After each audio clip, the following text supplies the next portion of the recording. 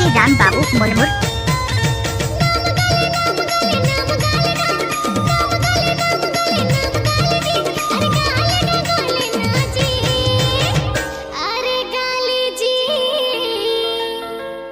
बाबा जी के नाम गाले जी, गुरु जी के नाम गाले ना, गुरु खासी बाबा के तेजे बुला लेना, सतपुरुष बाबा जी की महिमा गाले ना, अपनी जिंदगी सफल बना लेना, गाले ना।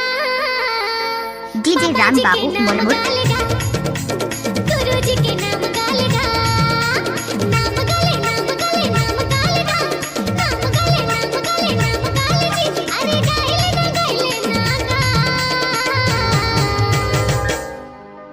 बाबा जी के नाम गाले गा, गुरु जी के नाम गाले गा।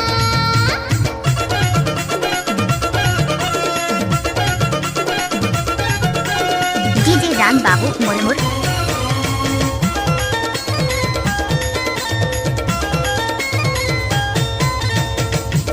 बाबा जी के ऊंचा हवे ना, ऊंचा हवे ना, सत के निशानी हमर जोड़ा के देखा, जोड़ा के देखा।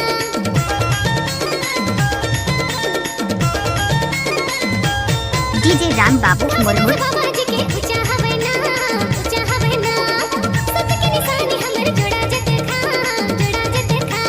सतनाम लात मन में समालेना, ज्ञान रूपी गंगा मते नहालेना, अपनी जिंदगी सफल बना लेना,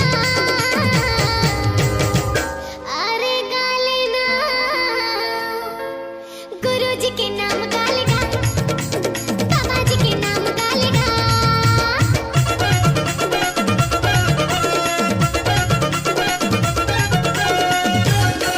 डीजे राम बाबू मोबाइल नंबर 6268 डीजे राम बाबू मोबाइल नंबर 6268 सबले बड़े धाम, सर्व भक्ति मां बनते बिगड़े काम, बनते बिगड़े काम।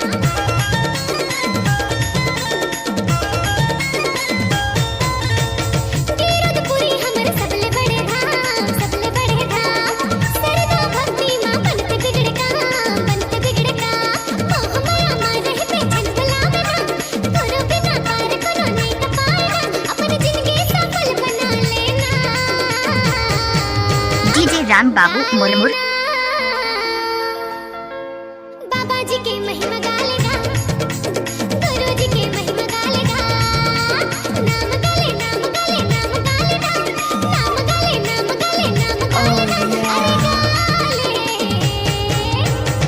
गाले जी, गुरु जी के नाम गाले जी, बाबा जी के नाम गाले ना, नाम गाले नाम गाले नाम गाले जी, नाम गाले नाम गाले नाम गाले ना, अरे गाले ना जी, गाले जी। डीजे राम बाबू मुरमुर। गुरु जी के नाम गाले जी, नाम गाले नाम गाले नाम गाले जी, नाम गाले नाम गाले नाम गाले जी, अपनी जिंदगी सफल बना ले जी।